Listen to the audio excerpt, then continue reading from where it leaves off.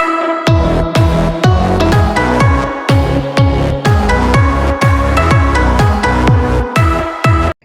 Friends, welcome back to my channel মাধুর্য স্পেশালে আপনাদের সবাইকে স্বাগতম। আমার আজকের রেসিপি হচ্ছে পাট শাকের ডাল। আর এই পাট শাকের ডালটা আমরা সবাই করে থাকি। এখন এই সিজনে পাট শাকটা অ্যাভেলেবেল পাওয়া যাচ্ছে বাজারে। আর এই পাট শাকের ডালটা অনেক মজা, খেতে খুব ভালো লাগে, বিশেষ করে আমার।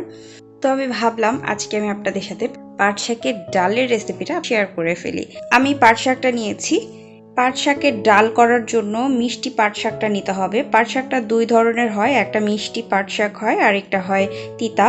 তো মিষ্টিটা আপনারা কি করে বুঝবেন? পাট শাকের পাতা নিয়ে হাতে এভাবে করে চাপ দিলে একটা লোট লোট একটা ব্যাপার মনে হবে। লোট লোট ব্যাপারটা হলেই আপনারা বুঝতে পারবেন ওইটা মিষ্টি পাট শাক। আর মিষ্টি পাট শাকটা দিয়েই ডালটা অনেক ভালো লাগে খেতে। আমি এখানে দিয়ে দিয়েছি 2 আটির মতো পাট শাক। পাট শাকের এখানে একটা সাদা যে লম্বা ডাঁটিটা থাকে, ডাঁটিটাকে ফেলে ভালো করে ঠিক এভাবে করে পরিষ্কার করে পাট শাকটাকে বেছে কেটে আমি নিয়ে নিয়েছি। আর সাথে নিয়ে নিয়েছি মসুরের ডাল। মসুরের ডালটা নিয়ে নিয়েছি 1 কাপ। চুলায় একটা প্যান বসিয়ে দিয়েছি, আমি ডাল দিয়ে দিচ্ছি। ডালটা ধুয়ে নিয়েছি ভালো করে। ডালের মধ্যে 2 কাপ পানি দিয়ে দিলাম, আর দিয়ে দিলাম লবণ পরিমাণ মতো, হাফ চা চামচের মতো হলুদের গুঁড়া দিয়ে দিলাম। এবার এটাকে একটু নেড়ে মিশিয়ে নিচ্ছি। এবার চুলাটাকে জ্বালিয়ে দিব। সেদ্ধ হতে যতটা টাইম লাগবে ততটুকু টাইম নিয়ে আমি এটা সেদ্ধ করে নিব। তো ডালটা সেদ্ধ হয়ে গিয়েছে, আমি দেখিয়ে দিচ্ছি। মাঝখানে নেড়ে দিয়েছিলাম কয়েকবার, সেদ্ধ হয়ে ঠিক এরকমটা হয়েছে। ডালটা সেদ্ধ করতে প্রায় 15 মিনিটের মতো লেগেছে।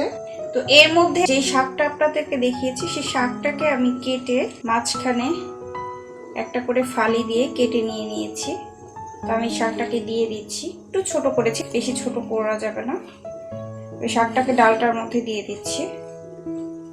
এবার একটু উল্টিয়ে পাল্টিয়ে নেড়ে নিব। শাকটা সেদ্ধ হতে বেশিক্ষণ লাগে না, 2-1 মিনিটই সেদ্ধ হয়ে যায়। তো আমি এটাকে এভাবেই রাখবো, ঢাকা দিব না, এভাবেই আমি 2-1 মিনিট সেদ্ধ করে নিচ্ছি। তো এটা আমি 3 মিনিটের মতো সেদ্ধ করে নিয়েছি। শাকটা দেখুন একদম সেদ্ধ হয়ে গিয়েছে। এর মধ্যে আমি দিয়ে দিব 3-4টা কাঁচামরিচ। আপনারা আপনাদের স্বাদ অনুযায়ী ঝালটা দিয়ে নিতে পারেন। ডালে যেহেতু বেশি একটা ঝাল খাওয়া হয় না, আমি কাঁচামরিচটা 3-4টা দিয়ে দিলাম। এবার কিছুক্ষণ নেড়ে চেড়ে ডালটাকে বাগারে দেওয়ার জন্য চলে যাব। তো চুলায় প্যান নিয়ে নিয়েছি একটা।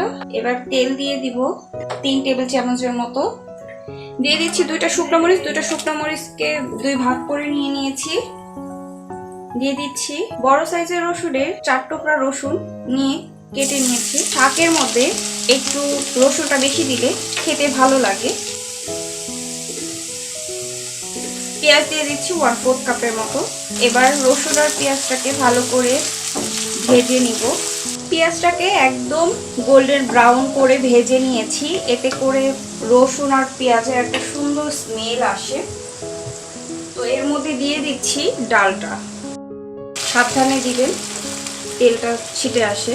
ডালটাকে নেড়ে চেড়ে ভাজা পেঁয়াজ রসুনের সাথে মিশিয়ে নিচ্ছি।